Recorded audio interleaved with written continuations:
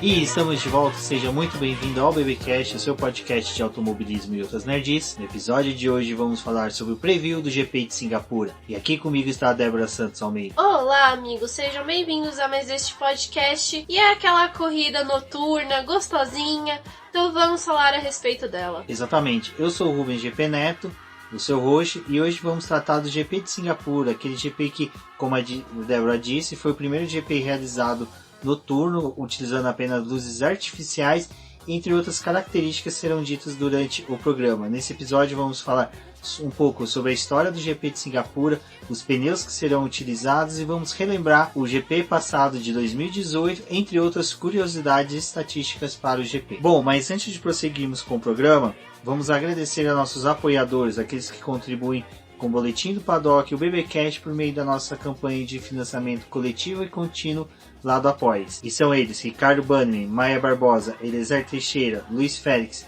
Arthur Felipe, Rafael Celone, Will Mesquita, Antony Santos, Rogério Froner, Helena Lisboa, Cássio Machado, Carlos Del Valle, Bruno Vale, Eric Nemes, Bruno Shinozaki, Alberto Xavier, Will Bueno, Ricardo Silva e Beto Correia. Fica aqui o meu agradecimento a todos os nossos apoiadores e para vocês que estão escutando este programa, não deixem de conferir a nossa campanha de financiamento contínuo e coletivo, pois ela é extremamente importante para o crescimento do Boletim do Paddock. Então faça assim como os nossos apoiadores, apoie e aproveite com a gente o crescimento do Boletim. Isso mesmo, um crescimento que está sendo notado por todos, em todas as plataformas em que o Boletim do Paddock vem atuando. Outra forma de contribuir com o Boletim do Paddock é dizendo o que vocês acham desses programas e deixando as suas recomendações para que nós possamos produzir mais conteúdos para vocês.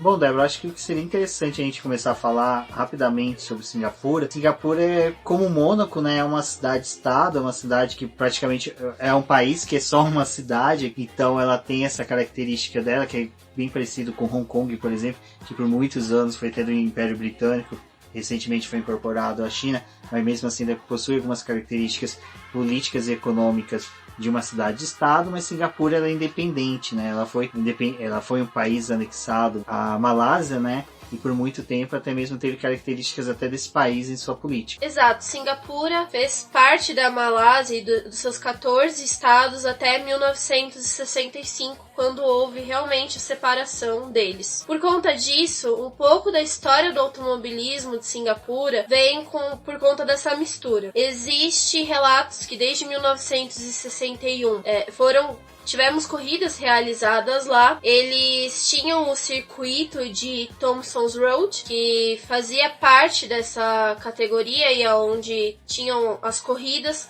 que era da Fórmula Libre, e elas permaneceram, né, ocorreram até 1973. Por conta de todos aqueles motivos que a gente já falou em outros previews, que os pilotos estavam buscando segurança e medidas protetivas para poder fazer um automobilismo com mais segurança, as corridas foram extintas e permaneceu assim até o momento em que decidiram trazer a corrida de Singapura novamente, né, para o calendário.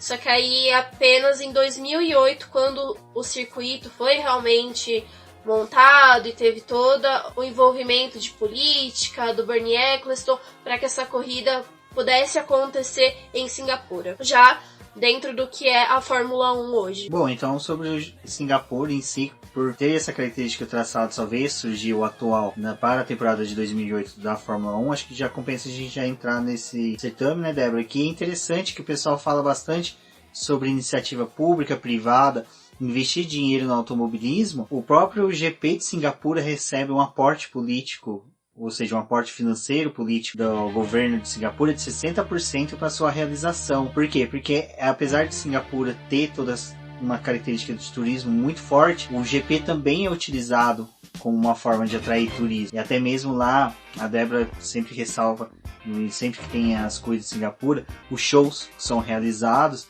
que atrai também um grande público. Então, compensa lá para o governo local investir no GP de Singapura, tendo em vista que eles têm um grande retorno político, porque está demonstrando para o mundo toda a infraestrutura que a cidade tem, moderníssima, diga-se de passagem, com a Fórmula 1, com os shows que são realizados e o retorno financeiro que ocorre no país. A própria inovação de Singapura favoreceu a realização de um desfile de moda que é o Amber Lounge, onde ali em Singapura eles também conseguiram trazer com a estrutura do evento. Uma das características de Singapura que eu acho bem bacana, pelo fato de ser uma corrida noturna, obriga os pilotos a usarem viseiras transparentes. Então, devido à claridade gerada pelos 1.600 refletores, que são um número bem elevado de refletores, diga-se de passagem, faz com que em alguns momentos as câmeras que são posicionadas até mesmo nos próprios retrovisores dos carros, filmando o rosto dos pilotos, é legal você ver algumas voltas, né? A expressão dos pilotos, a concentração deles, eles não chegam nem a piscar, é bem interessante.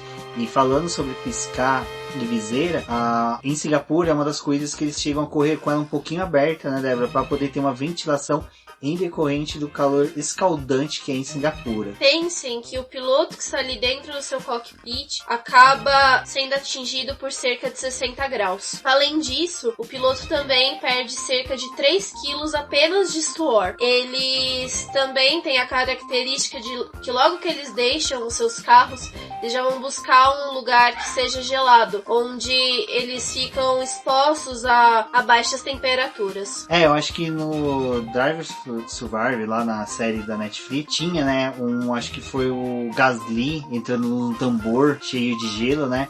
Esses tambores em Singapura são mais presentes ainda. Todos os pilotos, não importa se é de uma equipe pequena, uma equipe grande, multicampeões ou não, acho que até o próprio Kimi Raikkonen, ele deve jogar gelo dentro do cockpit da Alfa Romeo dele desse ano, porque eles utilizam desses containers com gelo e água para poder abaixar o máximo que der a temperatura do corpo, porque eles sofrem muito. Se nós pegarmos que a maioria dos pilotos são europeus e eles têm a característica de morar em países que são temperaturas mais baixas, mesmo na época do verão, eles já moram em residências que são trabalhadas para ter uma temperatura um pouco mais baixa. Quando eles vão para lugares assim, eles sofrem muito. Em Singapura é aquele calor tropical, é igual ao Brasil, mas só que lá é muito mais forte, muito mais intenso. Que mesmo à noite, a temperatura só cai o quê? 1 grau, 1,5 graus, não muda muito do dia para a noite. Pensem que do GP da Itália para Singapura, eles encontram uma variação de cerca de 10 graus na temperatura ambiente do local. Mas, por tudo que a gente já falou, os pilotos são submetidos a muito mais dessas questões de temperatura. As equipes também que estão trabalhando com eles, os engenheiros, o pessoal que está ali na garagem, acompanhando todo o desenvolvimento dos treinos livres, classificação e corrida, são submetidos a 40 graus. Então, é um desgaste físico para qualquer um, sendo piloto ou engenheiro. A questão da hidratação também é extremamente importante, porque é aquilo ali que vai fazer diferença para que eles tenham um final de semana em segurança. Porém, ali o pessoal que está na garagem consegue se refrescar muito melhor do que o piloto que está dentro do seu carro. Ali aquela garrafinha que eles carregam com o líquido para poder se hidratar, no momento em que eles entram no carro, ela tá gelada. Só que conforme eles vão dando voltas no circuito, aquele líquido chega a aquecer, ficando na temperatura de um chá que acabou de ser fervido. Então, é uma corrida desgastante, eles precisam continuar ingerindo aquele líquido. É a corrida que demora mais para poder acabar no calendário. Ela tem uma duração de cerca de 2 horas, então vai ao limite extremo. E, bom, por tudo isso que a gente já falou, vocês já perceberam que o desgaste físico é bem complicado. Uma das características, né, Débora, do GP de Singapura é que ela realmente chega a ser uma prova de longa duração comparada com as demais do calendário, que ela pode chegar a ultrapassar o tempo limite da Fórmula 1, que são de 2 horas. Agora vocês imaginem, os pilotos estão acostumados em temperaturas normais de uma competição a correr em torno de 1h15, que foi o GP de Monza, até 1h20, 1h40, que são os demais GPs. Isso eu tô falando de GPs que duram bastante. Agora, você imagina que o piloto tá num estresse físico excessivo, temperatura temperaturas altas, bebendo um líquido quente e ainda tendo que competir em alta qualidade, assim, é realmente uma prova que exige muito do piloto. Eu fico imaginando como é que esses pilotos aguentam, porque há 2 semanas, num domingo, eu fui fazer um coach com o Christian Petkoff do canal Pista e Pilotagem, em que nós corremos durante o período da tarde, e tava um sol muito forte, e tipo, era um stint só de 20 minutos. Faltando ali, acho que 5 minutos, eu já desejava que acabasse. Eu tava quase realmente jogando kart pro box, porque estava totalmente insuportável guiar naquele sol. Eu fico imaginando esses pilotos, como é que eles não ficam, porque uma coisa que até a Débora vai trazer agora, umas informações, em que mesmo chegando a 2 horas, eles, dependendo de quanto tempo falta para acabar a corrida, eles podem ceder um pouquinho do limite das 2 horas. Geralmente a corrida de Singapura é terminada pelo número de voltas, são 61 voltas. Às vezes pode ocorrer de exceder esse tempo limite, que é o das 2 horas, por conta do safety car. Lembrando que todas as corridas realizadas até hoje, desde 2008 até 2018, todas tiveram pelo menos a entrada de um safety car. Então, pode sim ocorrer dessa corrida ser um pouco mais longa. E um dado interessante é que a corrida mais rápida realizada em Singapura teve a duração de 1 hora e 51 minutos. Ou seja, foi longa. Exato, então vocês imaginam, eles estão vindo de Monza, que foi 1 hora e 15, que foi uma corrida curta. Estou indo para uma que vai ser um pouquinho mais longa e o desgaste é maior ainda. Então, quando a gente vê que aqueles pilotos realmente são super atletas, né, independente da qualidade que eles imprimem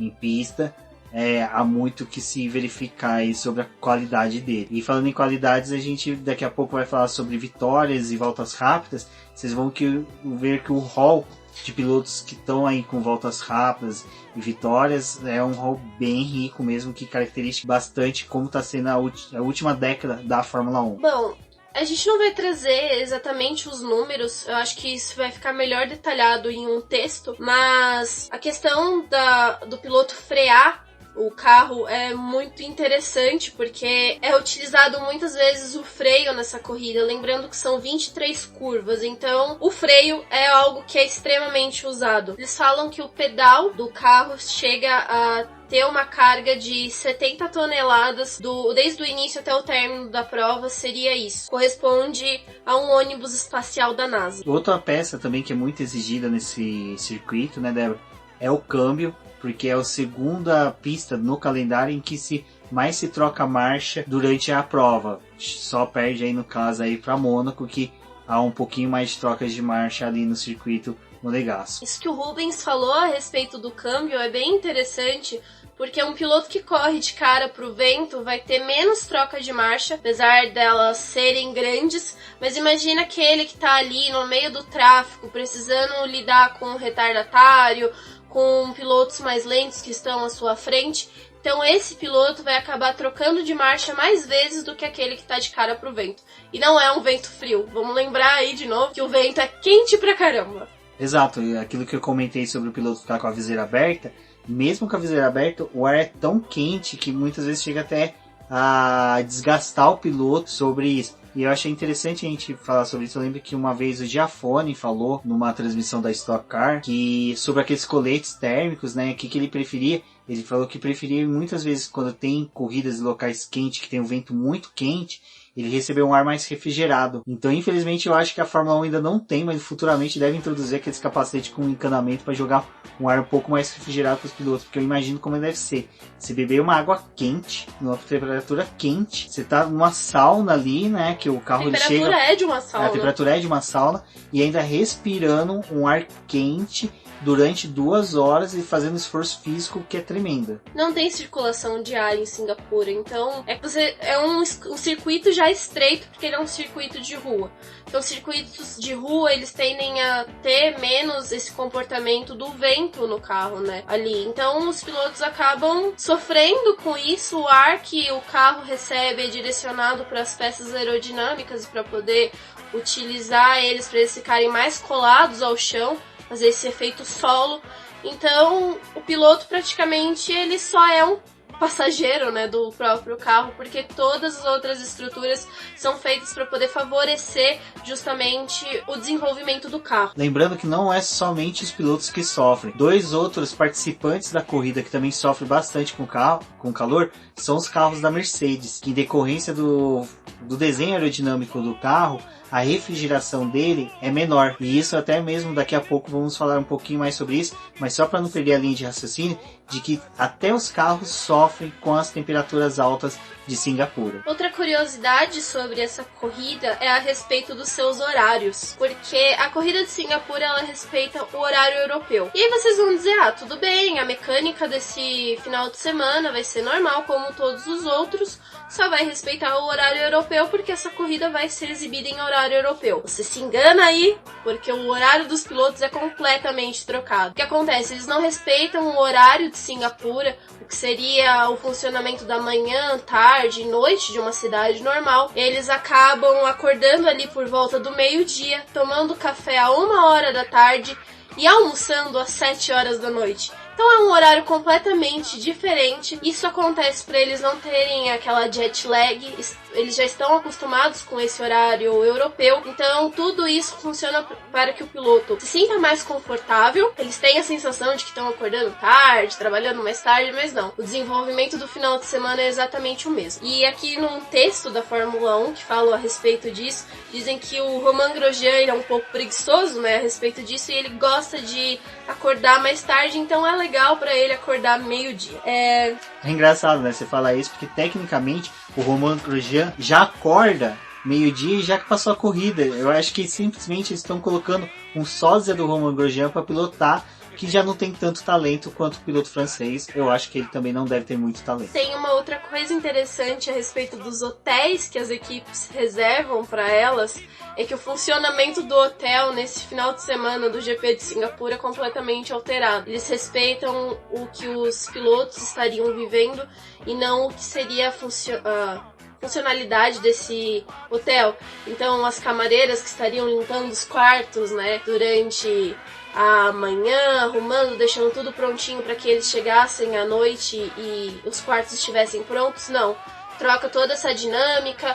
Esses hotéis também não costumam receber visitantes externos, então é concentrado realmente para as equipes, para que esses horários sejam realmente respeitados e regrados. Outra característica importante de Singapura são que os safety cars sempre são acionados, independente do que aconteça. Eu acredito que eles devem ter até alguma questão lá que um imã supersônico que puxa os carros pro muro para poder ter acionamento do safety car. Mylander tem lá uma cláusula no contrato dele: uma vez, pelo menos em Singapura, eu preciso entrar e dar uma volta na pista. Exatamente. E a outra são os invasores. Ora largatos, ora pessoas que decidem filmar a corrida. Quem se recorda, acho que salvo engano, foi o que? 2016, 2017. Você lembra que o Daniel Ricciardo até falou no rádio que tinha um maluco na pista?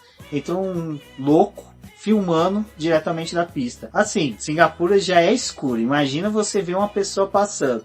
Se tiver ali algum piloto que tenha medo de fantasma, pode ficar com cagaço dentro do cockpit.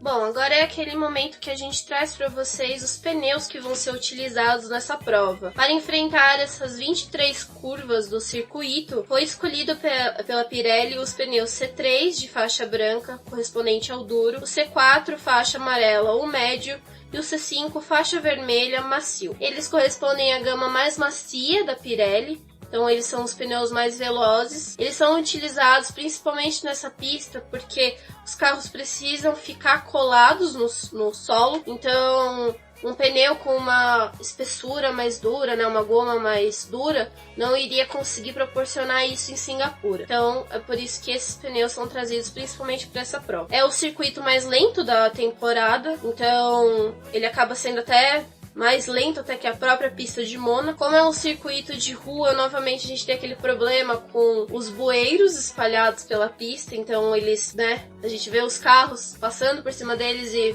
fazendo aqueles sparks, né, trazendo aqueles pontinhos de faísca ali pelos carros. Então pode ter carro danificado aí, pode ter gente sendo prejudicada exatamente por estar passando ali por algum lugar inadequado. As faixas de pedestre, né, essas coisas que tem um circuito de rua que não tem como se eliminar para uma prova de Fórmula 1, são bem escorregadias, não pode causar acidentes. Tem o fato das paredes, né, dos muros de contenção serem extremamente próximos, então os pilotos passam em algumas partes ali bem colados a esses muros, utilizando da melhor forma os espaços que eles têm dentro da pista para poder conseguir a melhor volta. O safety car faz parte da corrida, então os estrategistas eles precisam ser bem flexíveis em suas estratégias, porque não tem como determinar o momento que o safety car vai entrar na pista, pode ser a qualquer instante da corrida, e ele acaba sim mudando as configurações de parada. Até foi algo interessante, né, que em 2018 mesmo a corrida do Vettel foi comprometida pela Ferrari pela escolha inadequada dos compostos para o momento que ele fez a parada e prejudicou toda a dinâmica da corrida. Bom, amigos cabeça de gasolina, agora é aquele momento em que nós auxiliamos vocês nas suas apostas lá do GP Predictor e do F1 Fantasy. E lembrando, como sempre, que o Boletim do Paddock tem as suas categorias lá nas duas plataformas de apostas. E no GP Predictor haverá premiação aos melhores colocados, aos 3 primeiros colocados. Então tem o link no post com o acesso direto às duas ligas. Bom, Débora, vamos falar primeiro das vitórias, né? Os pilotos que mais obtiveram vitórias no circuito de Singapura. Os pilotos com o maior número de vitórias empatados em primeiro está Sebastian Vettel e Lewis Hamilton com 4 vitórias cada, seguido de Fernando Alonso com 2 e Nico Rosberg com 1. Os construtores, quem lidera na vitória é a Mercedes com 4, seguida pela Red Bull com 3, Ferrari com 2, Renault e McLaren com uma vitória cada. Nos motores nós temos 5 vitórias da Mercedes, 4 da Renault e 2 da Ferrari. No número de poles, os pilotos que lideram ali são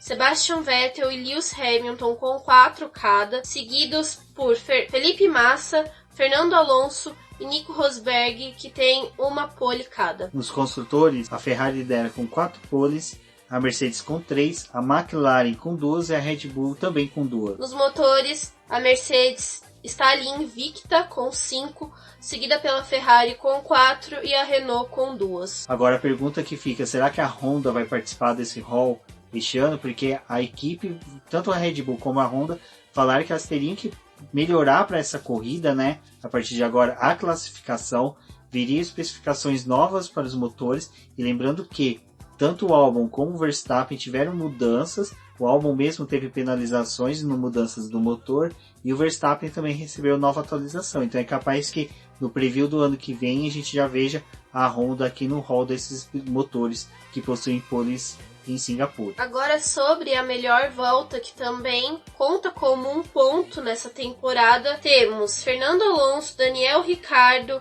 e Lewis Hamilton com 2 cada. Eles são acompanhados por pilotos como Kimi Raikkonen, Jenson Button, Nico Hülkenberg, Sebastian Vettel e Kevin Magnussen. Aliás, a melhor volta do circuito foi estabelecida por Kevin Magnussen em 2018 com 1 minuto 41 segundos e 905 milésimos. Bom, pelo menos aqui no número de voltas rápidas, o Nico Hülkenberg tem uma posição no pódio entre os pilotos mais rápidos que já correram em Singapura. Nos construtores, nós temos a Red Bull com 3 voltas rápidas, a Ferrari e a Mercedes com 2, e com uma temos a Renault, a McLaren, a Force India e a Haas. Lembrando que, como a Débora falou, as voltas rápidas contam como pontuação esse ano. A Red Bull já tem dito durante toda a semana que trará especificações novas e visa uma melhor classificação.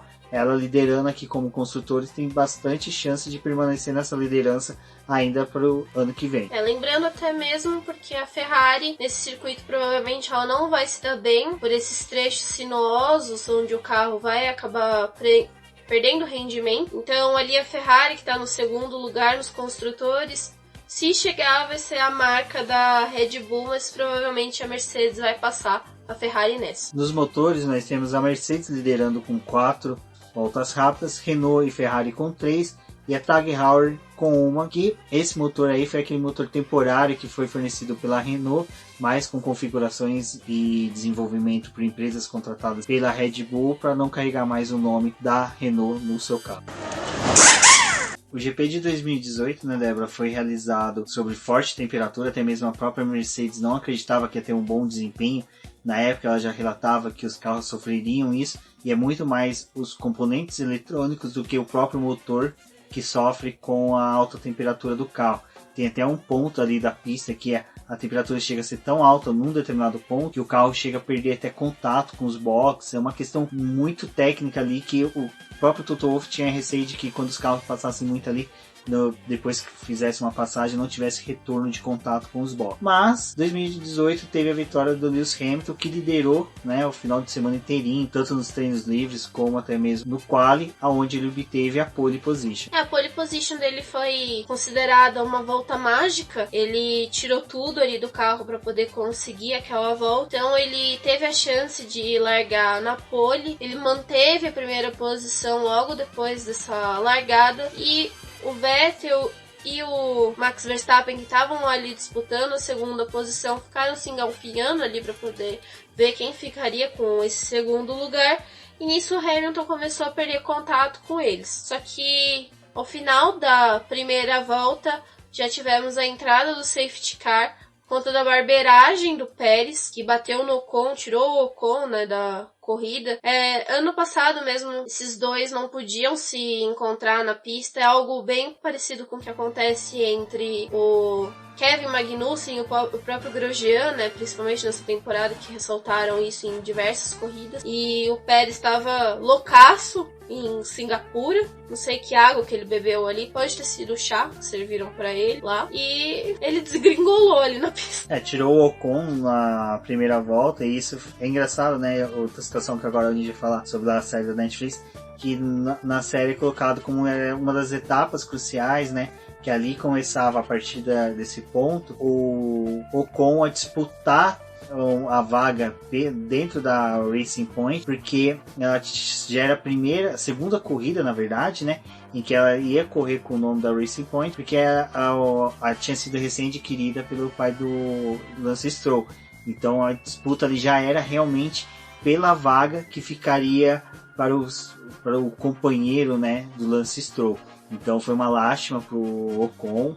Depois na série a gente viu que foi uma das corridas que foi crucial para essa escolha. Mas voltando para a corrida, né, Débora? Aí nesse momento teve a entrada do safety car, que começou a dar um pequeno probleminha na vida de Sebastian Vettel. Mesmo com essa entrada do safety car na primeira volta, tudo ali acaba alterando no resto das configurações da corrida. E lá Vettel foi para os boxes, ele teve o pneu ultramacio instalado no carro dele. Ferrari calculou mal na parada dele, porque quando devolveu ele para a pista, ele ficou muito tempo atrás do Pérez e ficou perdendo espaço ali na corrida. O Hamilton foi na volta seguinte à parada do Vettel para os boxes. A parada dele foi melhor, ele conseguiu manter essa liderança. E o Verstappen, quando ele de fato foi, né, para os boxes e fez a parada dele, ele conseguiu voltar na frente do Vettel. O Vettel já tinha desgastado os pneus dele ali na corrida com o Pérez. Ferrari até cogitou na possibilidade de fazer uma segunda parada para poder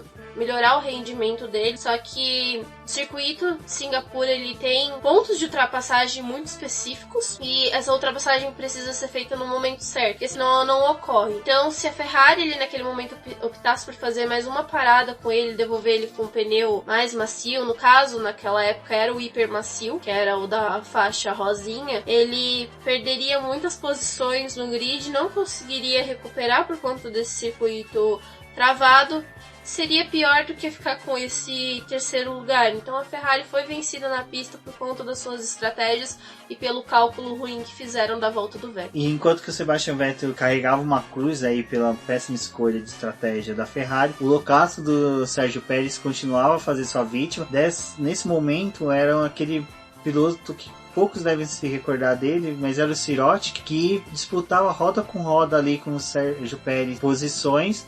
E aonde que a Débora falou que eram os pontos cruciais para a ultrapassagem, o Sérgio Pérez simplesmente esqueceu onde eram e ele acreditava que poderia fazer a ultrapassagem em qualquer ponto da pista. Teve mais um fato com o Sirotkin, ele acabou aparecendo bastante até nessa transmissão, que foi lá na volta 37, onde o Hamilton tinha chegado nos retardatários da prova, né? Sirotkin e o Grosjean estavam disputando posição alucinados, como se fosse realmente uma posição por vitória. Então eles não queriam deixar nenhum espacinho ali da pista e nem perder o contato. E o Hamilton chegou neles e bandeira azul e nada, e ninguém deixava espaço, e o Hamilton foi perdendo espaço ali por conta dessa briga deles.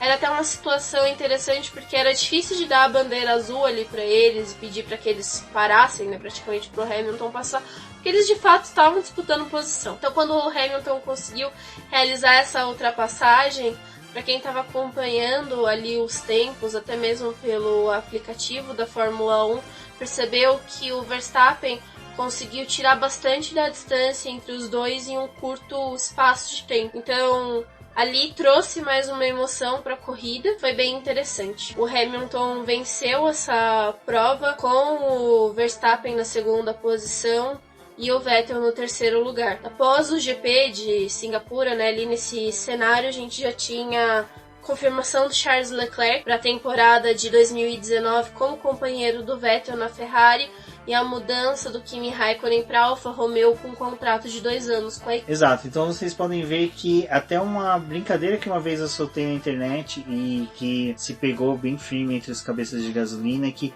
não existe corrida ruim, ruim é não ter corrida, então não reclamem de Singapura, a gente poderia passar mais um final de semana aí sem corrida alguma, então apreciem, é uma corrida bacana, ela tem, apesar de ter apenas 10 não, desculpa, ela vai para a sua 12ª edição agora, ela já tem muita história, a história de Singapura já está inserida dentro da Fórmula 1, não tem como negar, vale a pena assistir, acompanhe os treinos livres, treino classificatório com o pessoal do Boletim do Paddock. A Débora vai soltar os reviews dos treinos livres e do treino classificatório. Não deixe de verificar os episódios passados do Boletim do Paddock do BBcast sobre a etapa da Stock Car e também das etapas da Fórmula 1, entre outros episódios que nós falamos sobre a cultura nerd no automobilismo. Se vocês quiserem aprender um pouquinho mais sobre a Stock Car, recomendo o episódio da Corrida do Velopark, onde a gente tentou fazer um episódio mais didático, explicando todas as características da prova da Stock Car, como funciona a mecânica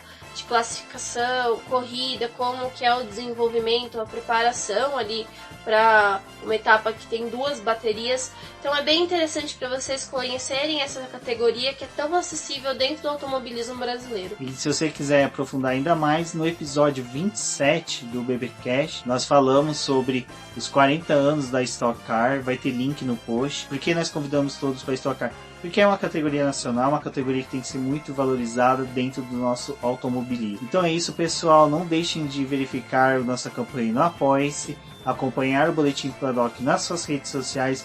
Os demais colunistas do Boletim do Paddock no Twitter e no Instagram são sempre pessoas acessíveis, podem conversar conosco à vontade, tirar dúvidas. E eu sou o Rubens GP Neto, eu fico por aqui, um forte abraço a todos e até a próxima. Avaliem o nosso podcast através da plataforma do iTunes, é extremamente importante para que os outros agregadores reconheçam que o nosso programa é relevante, que esse programa chegue em mais pessoas. Fica o convite de vocês para vocês deixarem os seus comentários a respeito do episódio. Eu sou a Débora Almeida e até a próxima.